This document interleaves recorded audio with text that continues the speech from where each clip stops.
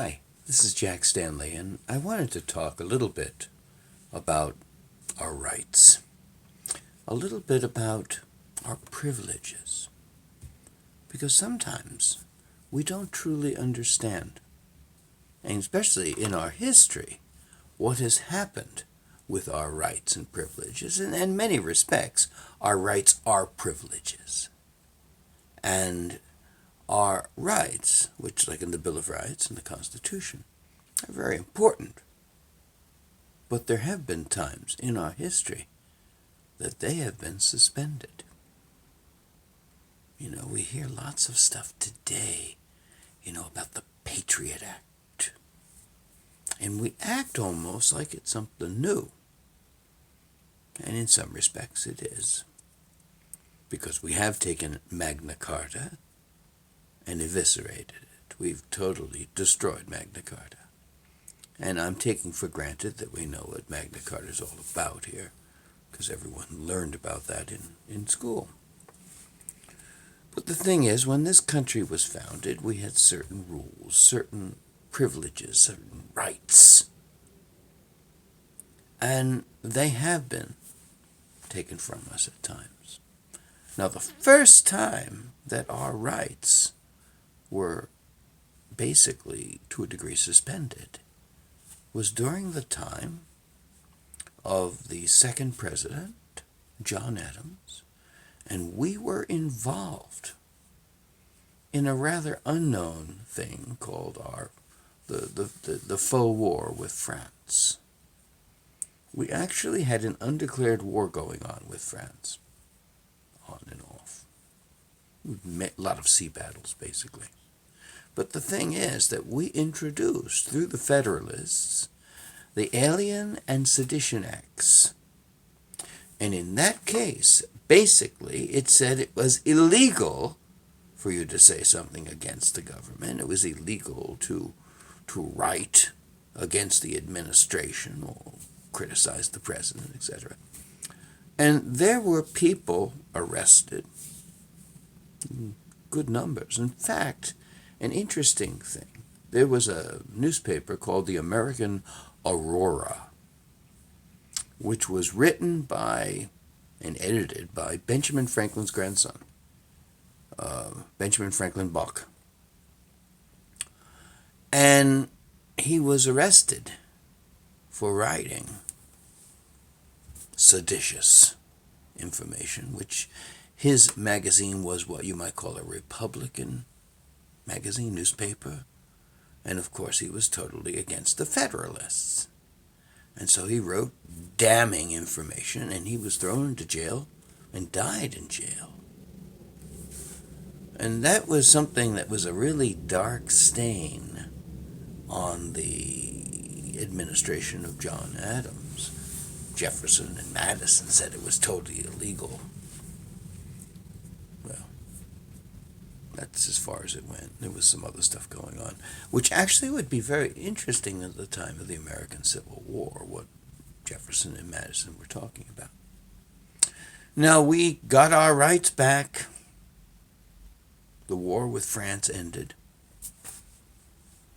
before it really began, the XYZ affair and all that stuff. And that led to, of course, the Louisiana Purchase and stuff, a lot of the work of the Adams administration. Now, we didn't lose our rights until the time of the American Civil War. And there was a lot that went on during the American Civil War that a lot of people, the general public, are not aware of. Abraham Lincoln, a very powerful railroad attorney, becomes president.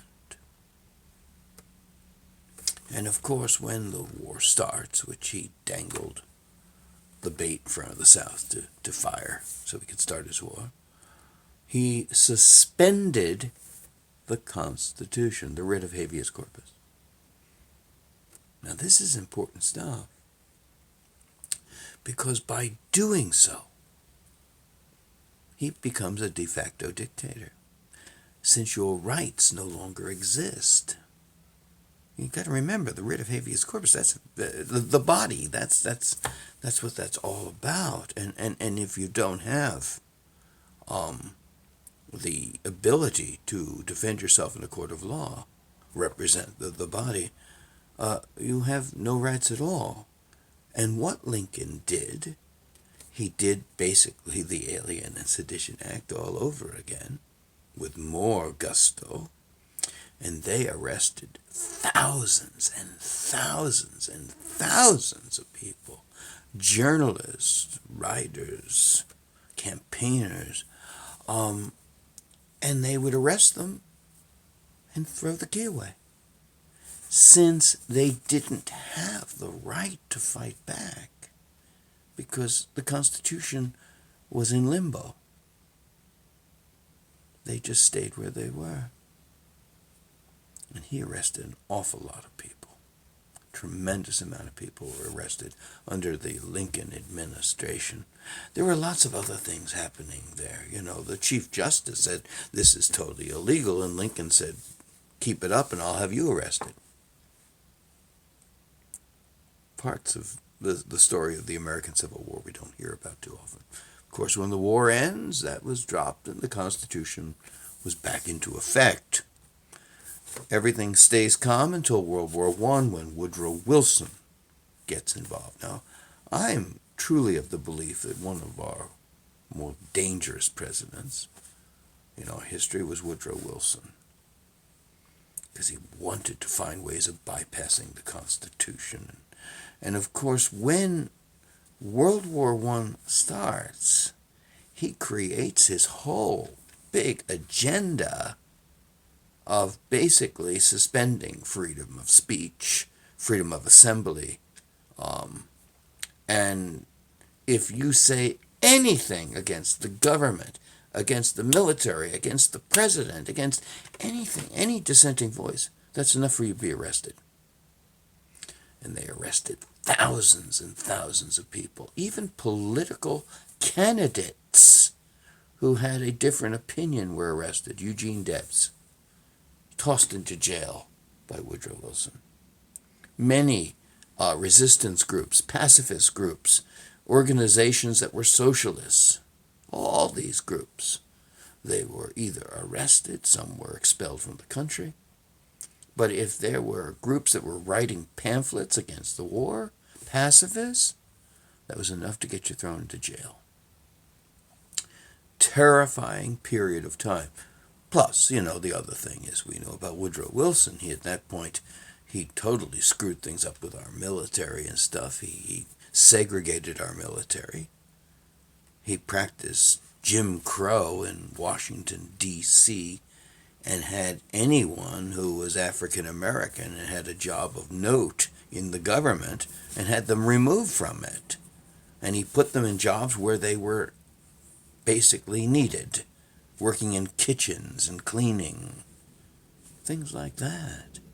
This is a very scary man, and this man created laws, which are still in the books, by the way, that were dreadfully and terribly frightening. And you know something, every now and then when a president or whomever is trying to affect something to keep some kind of control, he drags out that frightening bit of legislation by Woodrow Wilson. Of course, it calmed down after World War I, but then we had World War II. And we went through a lot of the same thing, and even more so. Think about the rights of Japanese Americans during World War II.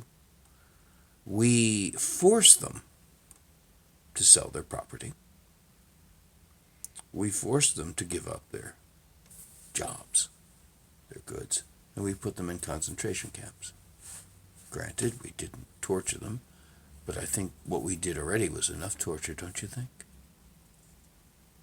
And a lot of other people within the country were arrested, charged with all kinds of sedition. You could not talk against the government. And then that went away. But of course we always had, after World War II, we had a constant military presence in this country. And then after 9/11, the Patriot Act. What is the Patriot Act? Well, the Patriot Act is very much like what had existed before.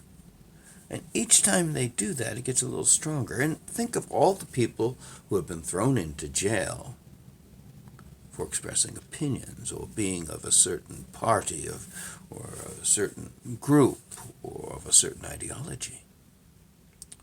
It can be frightening. But when we think of the Patriot Act, it's interesting to note that that's just one of the many times in the history of this government. And I'm just going over bare bones here. I'm not going into too much detail here. But it's very important to remember that a good deal of what the Patriot Act is does have a precedent in what was done previously in the history of the United States. So, thank you.